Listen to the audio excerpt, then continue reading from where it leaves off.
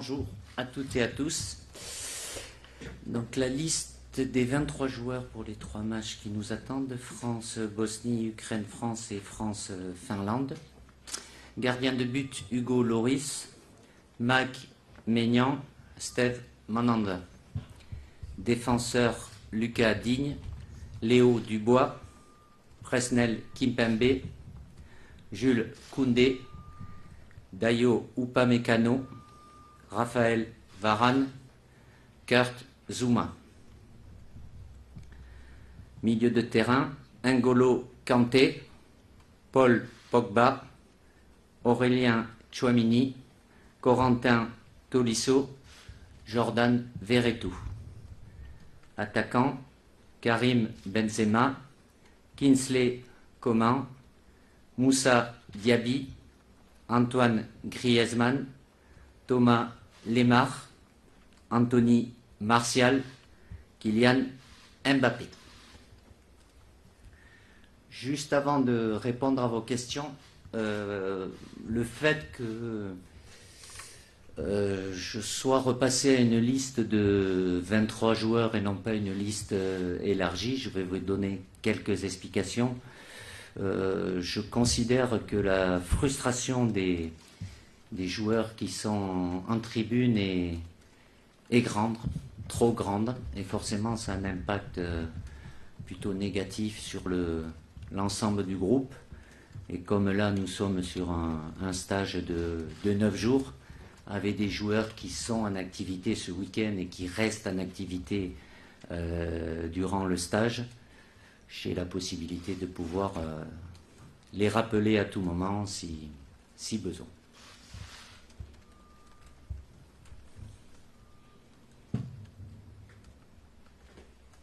Bonjour Didier, Loïc Braillet, RMC Sport. Question sur l'absence de Olivier Giroud, qui a été buteur en match amical de pré-saison, qui a joué tout le match dans la première journée de Serie A. Est-ce que son absence est synonyme finalement d'une page qui se tourne en sélection, au-delà du simple critère du temps de jeu, important à tes yeux évidemment? J'ai jamais eu de position radicale pour qui que ce soit.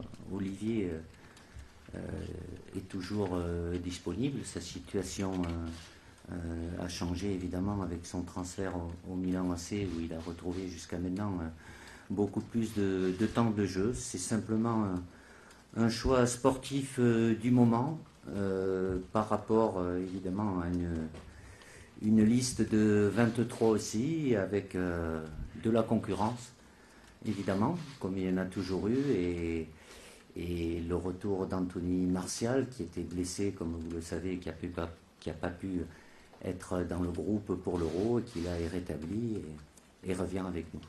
Mais c'est pas se projeter, c'est mon choix aujourd'hui. Après, à Olivier de continuer à être performant, et évidemment, il reste toujours disponible pour l'équipe de France. Bonjour Didier, Hugo Delon du journal L'équipe. L'Euro a révélé un certain nombre de fragilités dans votre groupe en termes d'unité, notamment à travers l'épisode entre Olivier Giroud et Kylian Mbappé. Est-ce que vous pensez qu'avec ce rassemblement, au début de ce rassemblement, il y a besoin d'une vaste discussion entre vous et vos joueurs par rapport à cette unité, la nécessité d'être ensemble? Je me réfère aussi à l'épisode entre vous et Paul Pogba lors du 8e de finale. Est-ce que vous avez le besoin de crever les abcès? Merci. Crever les abcès, c'est bien grand mot. Écoutez, j'ai été amené à communiquer en fin de semaine dernière par rapport à ce qui s'y était passé à l'Euro. Je l'ai fait de manière à séparer le fait de ce qui s'est passé à l'Euro et ce qui nous attend, qui est le plus important. Après, les discussions avec les joueurs, j'en ai toujours eu, j'ai continué à en avoir après la compétition aussi. Je ne peux pas empêcher, je ne vais pas me battre contre ça, l'interprétation qu'il peut avoir de certaines situations qui peuvent être différentes de l'extérieur par rapport à l'intérieur aussi. Je continuerai à avoir les discussions avec l'ensemble du groupe, avec toujours la même ligne directive, voilà. Tout faire pour aller dans le sens du bien de l'équipe, ce qui ne peut pas empêcher à certains moments qu'il peut avoir certaines situations qui peuvent prendre plus ou moins d'importance.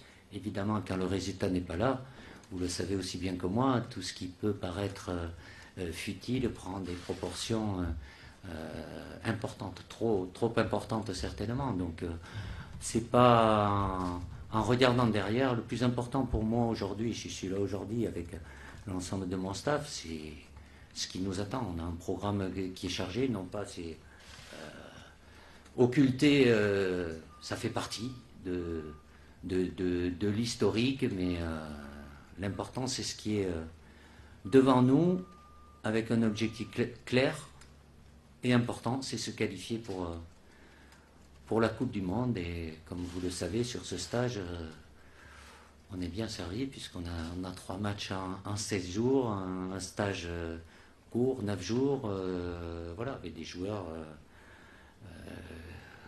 certains qui joueront dimanche, il y a pas mal de joueurs qui ont des soucis physiques aussi, qui ne sont pas disponibles, mais repartir avec toute la détermination et l'envie nécessaire et les exigences du haut niveau. Mais ça passera forcément, comme ça a été toujours le cas, par des échanges individuels et sur un plan collectif aussi. Bonjour Didier, Bertrand Latour, la chaîne L'équipe. Si je compte bien, il y a 4 joueurs qui ne sont jamais venus en équipe de France. Théo Hernandez, Tchouaméni, Verretou ainsi que Moussa Diaby. Pour chacun, pour quelles raisons est-ce que vous avez décidé de prendre ces joueurs-là? Merci. Ça va être long la réponse. Mais si je fais ce choix-là, évidemment, c'est par rapport aux joueurs qui sont disponibles. Évidemment, comme c'est la première fois, c'est pas quelque chose d'anodin, mais c'est des joueurs qu'on suit évidemment depuis plusieurs mois, plusieurs années aussi, avec des niveaux de forme qui peuvent varier aussi sur le cours d'une saison. Mais si je les choisi là, c'est parce que j'estime que le potentiel est là. Ils vont découvrir ce groupe, mais ils sont déjà habitués au haut niveau avec leur club. Donc voilà, c'est pas pour faire de la nouveauté. Après, à certains postes, il peut y avoir plus ou moins de concurrence aussi, mais j'ai bien conscience que c'est toujours un moment particulier et merveilleux pour eux. C'est pas tout, c'est une première étape, mettre le premier pied. Après, c'est de faire en sorte d'y revenir régulièrement, mais dans des profils différents sur les 4 joueurs. Aujourd'hui, j'estime qu'ils ont le potentiel pour être là. Alessandro Gadesso, Gazzetta.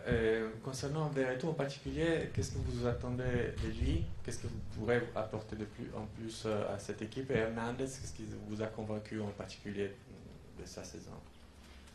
Jordan sort d'une très belle saison avec Rome. Il a eu une blessure en fin de saison qui l'a un peu gêné en début de prépa aussi. Suit depuis un bon moment. C'est un milieu de terrain plutôt complet qui a cette capacité à marquer des buts aussi, qui est assez régulier dans ses performances. Il fait partie de cette génération comme il y en a d'autres. On l'a peut-être un peu oublié à lui, mais qui avait été champion d'Europe en 2013. Donc voilà, il ne fait pas partie des jeunes joueurs parce qu'aujourd'hui il a 28 ans, mais de par ce qu'il fait régulièrement avec son club, c'est un milieu de terrain plutôt complet. Théo, évidemment, il est passé par les sélections de jeunes aussi.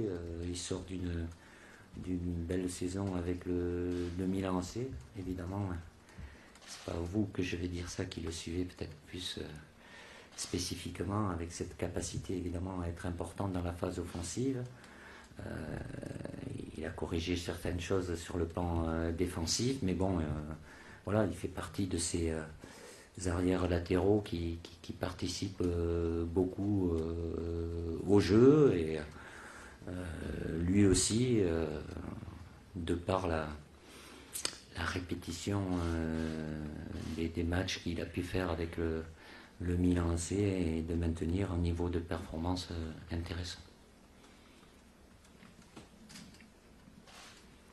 Bonjour Didier, Antoine Maignan pour l'AFP. Qu'est-ce que vous pensez de la situation contractuelle de Kylian?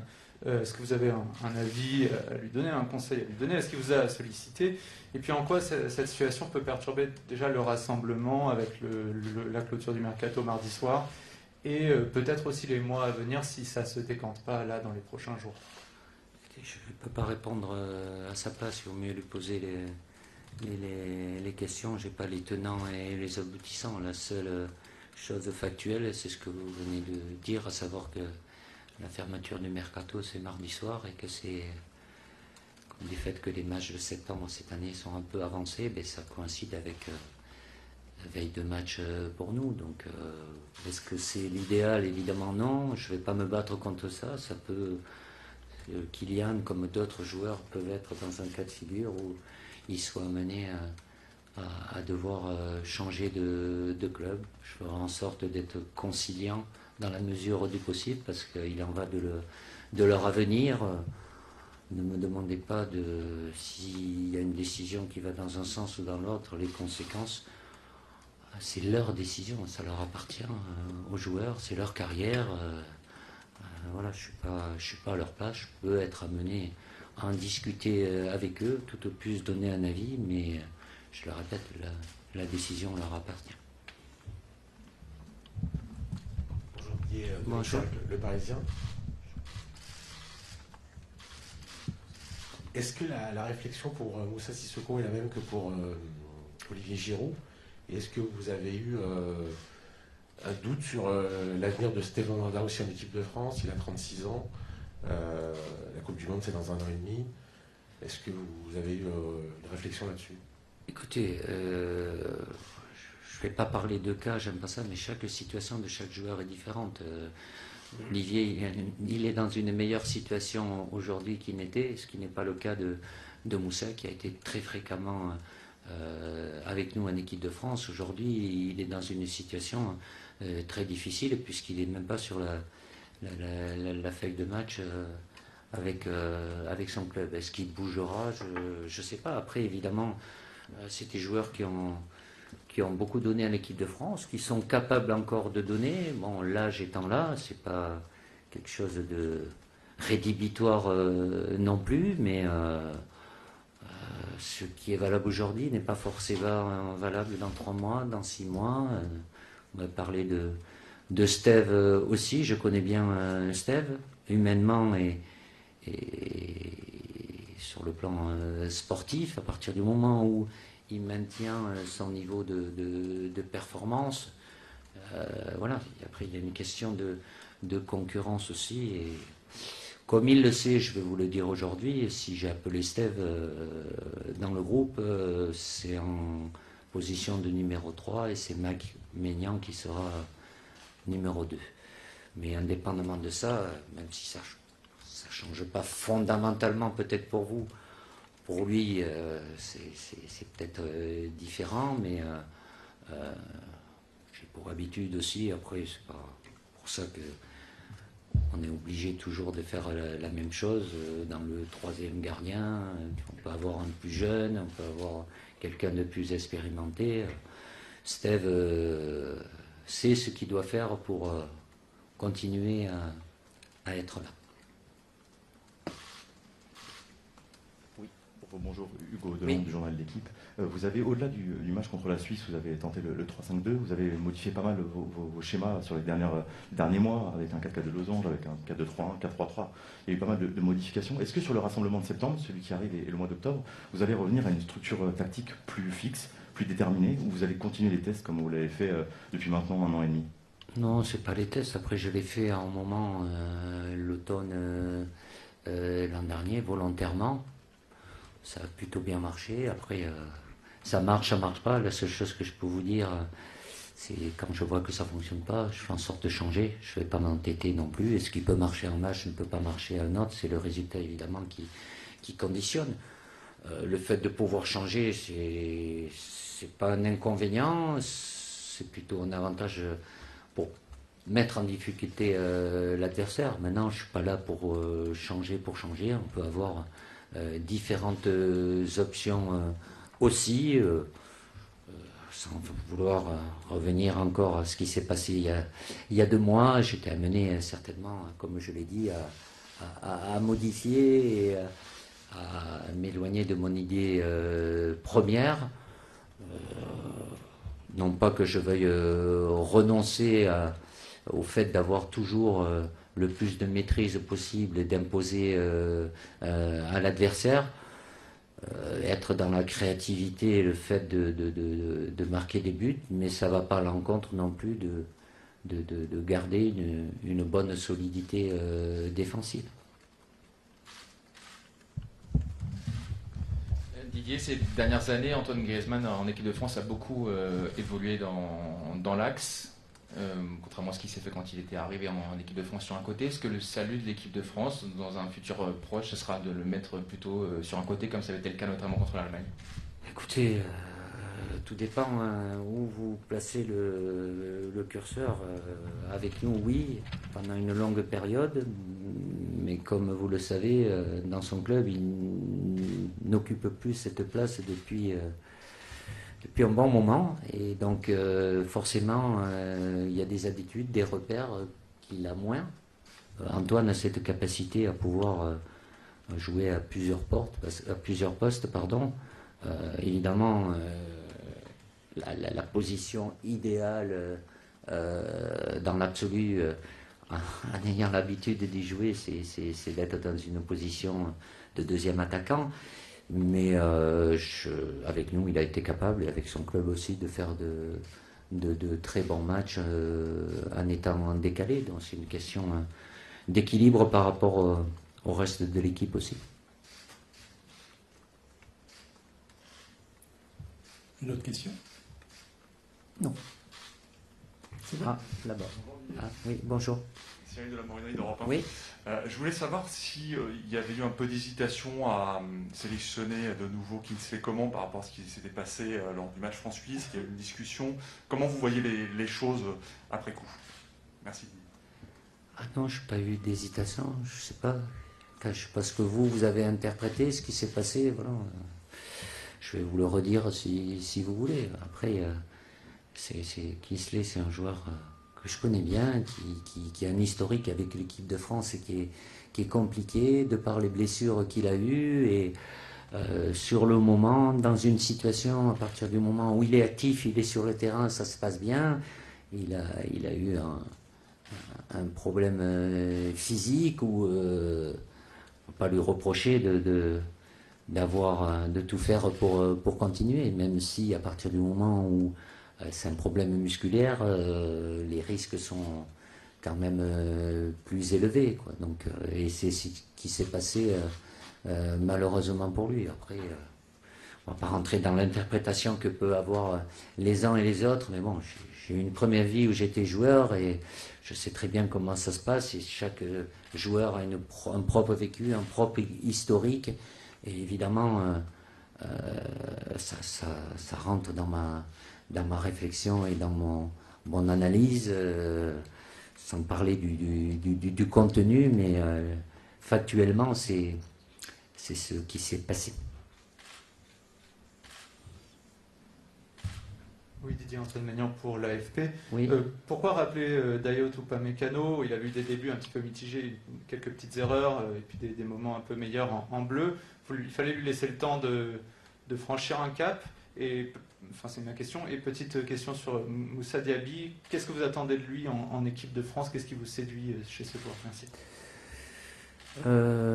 Oupa est venu avec nous, il a fait effectivement de bonnes choses, d'autres un peu moins bien, mais comme ça arrive aux joueurs qui viennent en équipe de France pour la première fois, il a passé du temps depuis. Aujourd'hui, il a changé de club. Si je l'ai pris un moment, c'est parce que j'estimais que potentiellement il avait tout ce qu'il fallait.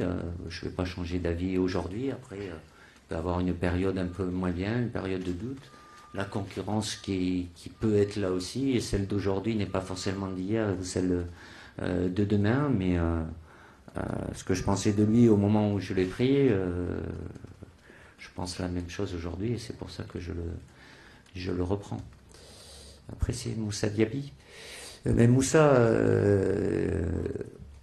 sort d'une très très belle saison avec Leverkusen. On l'a suivi régulièrement avec un profil spécifique où il peut jouer des deux côtés avec cette capacité de volume qui est très très très intéressante.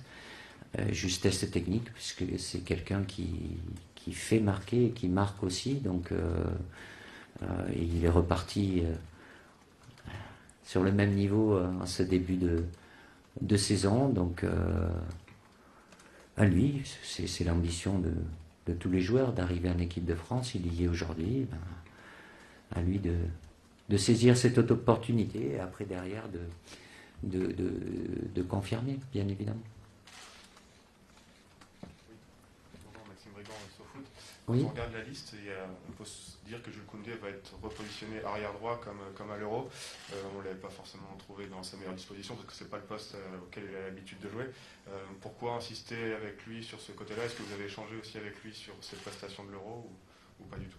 Ses prestations, il a fait un match. Après l'analyse que vous aurez, bon, il a fait le match qu'il a fait. Il y a évidemment cette main qui amène le penalty, qui quand même conditionne certainement un peu ou trop sa performance. Il n'a pas de souci. Ça lui arrive assez souvent de jouer dans cette position avec son club, et de la manière dont il évolue, même s'il est positionné axial, souvent il se retrouve sur le côté droit de par la présence de son arrière droit qui est surtout Navas, qui est très très haut. Donc